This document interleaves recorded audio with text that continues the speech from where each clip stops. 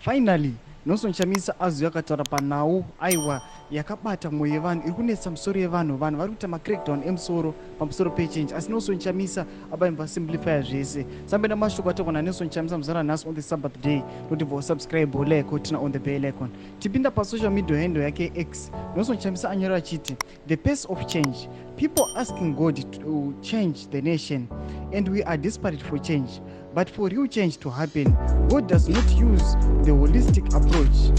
He's working in individuals because individuals should be changed and transformed first. This is the sequence of true and real change. Without the changed hearts, there is no change. Change only comes through the radically changed and different. It's about the heart of the leaders. Leadership is a matter of the quality of the heart.